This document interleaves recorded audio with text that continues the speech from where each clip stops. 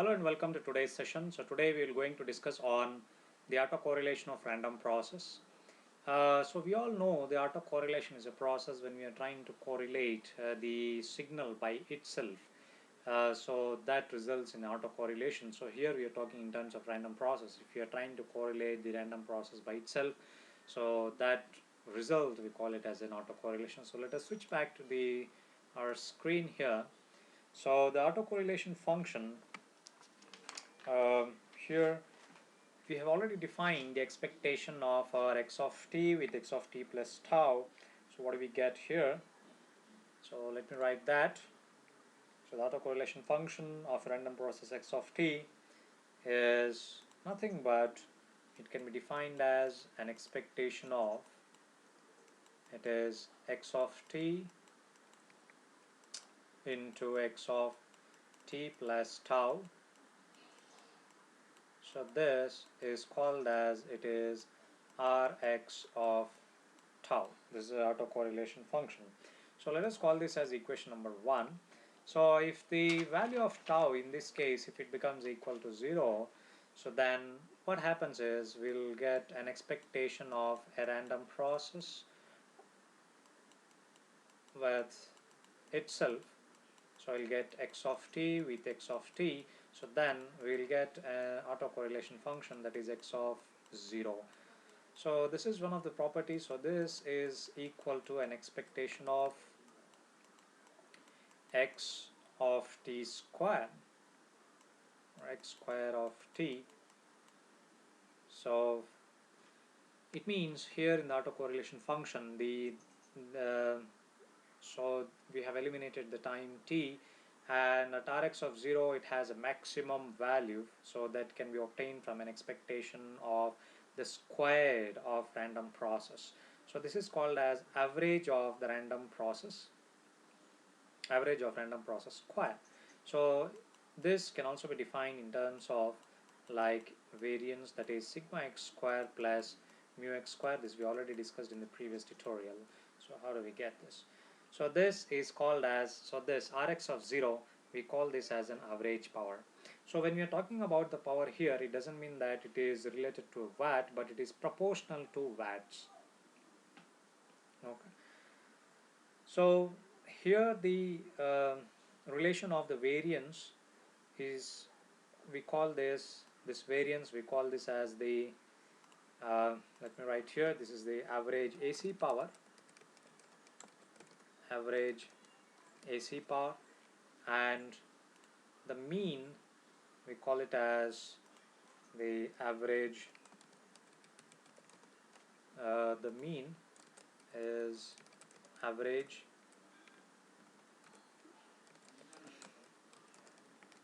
DC power. So let me relate this here. So Rx of 0, so this is called as the average power, and here the variance is defines the average AC power, and here the mean defines the average DC power. So this is the relation of the autocorrelation function with the expectation. So, and also there are quite a few properties of autocorrelation. So one property that we already seen, that if the value of tau equal to 0, so then we will get the autocorrelation function. So we'll get something like a Gaussian curve here. So here at tau t equal to 0, we will get a maximum value of autocorrelation, that is Rx of at 0, and on either side of this curve there are symmetric values. It means it is a even function. The autocorrelation is a even function. So the proof of that, let us take this in the next page. So let me save this as page 10. So let me take the new page here. To prove the symmetric property, let's consider that t dash is equal to t minus tau. Then let us consider that is Rx of minus tau is equal to an expectation of x of t into x of t minus tau. Now rather than the shift towards the right, now the shift is towards the left. That is what the t minus tau represents. So if we use this function, that is t dash is equal to t minus tau, then what happens here is that, so Rx of minus tau is equal to an expectation of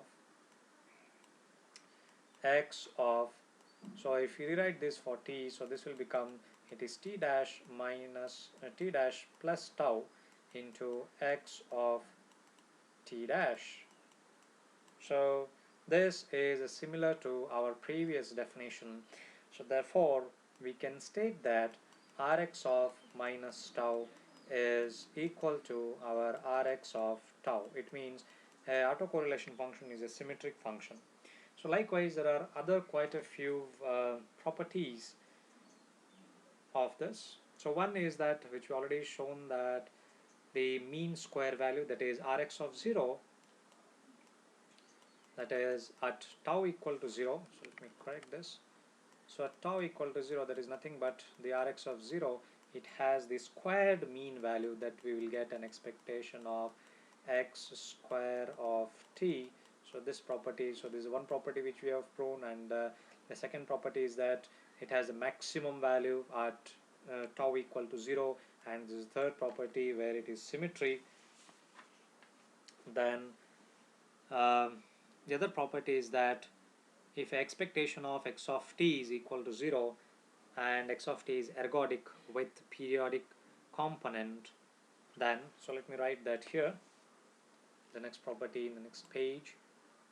Let me save this page here. Let me take the new page.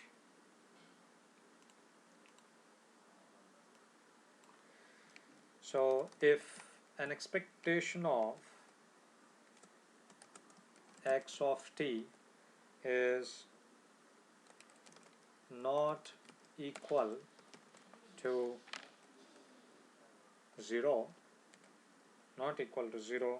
and if x of t is ergodic with no periodic component,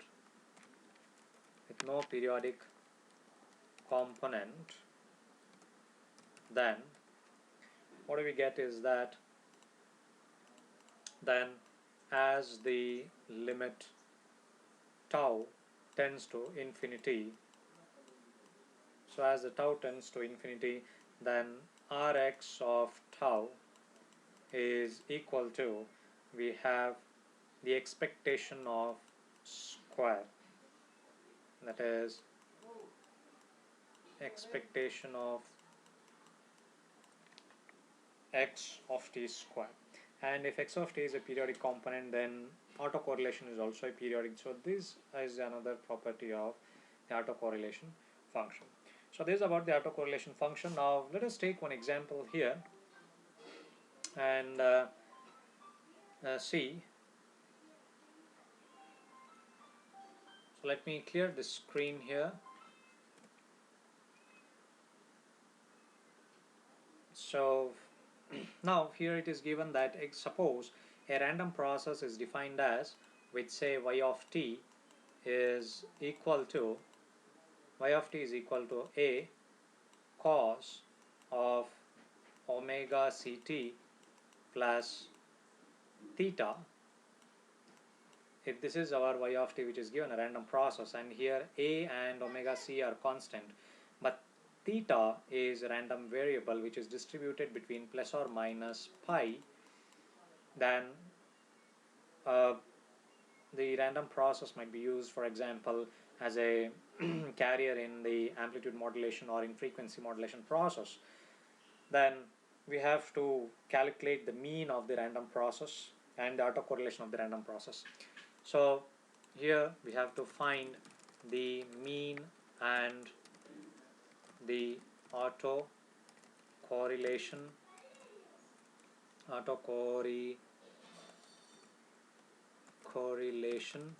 of random process. So this is what we have to find. Now we know that if theta is our random variable, then its density function is defined as, that is f theta of theta is equal to, it will give, it is 1 by 2 pi for the theta range from minus pi to plus pi. It means the value of theta ranging from minus pi to plus pi, its density function is given as 1 by 2 pi and 0 otherwise. So now let us find the mean of this random process, that is y of t. So from the definition, we know the mean of the random process y of t. We will write this as expectation of y of t is equal to integral of minus infinity to plus infinity. It is y into f y t of y into d theta, because here theta is a random variable and this is equal to 0, because we know that the mean of this value is equal to 0 from the definition again. So now if we substitute the value, so I will just substitute here, so that is minus infinity to plus infinity. So we'll just write what is our y of t, what is our y, so that is a cos of omega ct plus theta into our fy of t, that is nothing but the density function, is equal to 1 by 2 pi into d theta, and ultimately this will result in 0, because if you integrate this term with respect to theta, we will get the sine term, and here the limits are from minus pi to plus pi. So let me correct this, it is not minus infinity here, so it is not minus infinity, it is minus pi to plus pi. So when we substitute the terms here, so I'll get 0. So now let me clear this section and find the autocorrelation function. So autocorrelation function is defined as, that is Rx of tau is equal to an expectation of y of t with y of t plus tau is equal to integral of, say, minus pi to plus pi, it is a square by 2 pi into cos of omega ct plus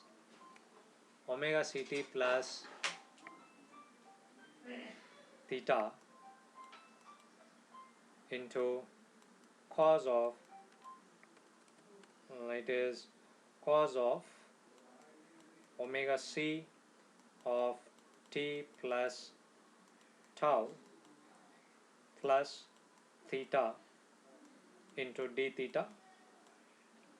So now we will apply the cos A into cos B formula. So when you apply cos A cos B formula, we know that it is results in half of cos A plus B plus cos A minus B. So by applying that formula, so this term here we will get this as,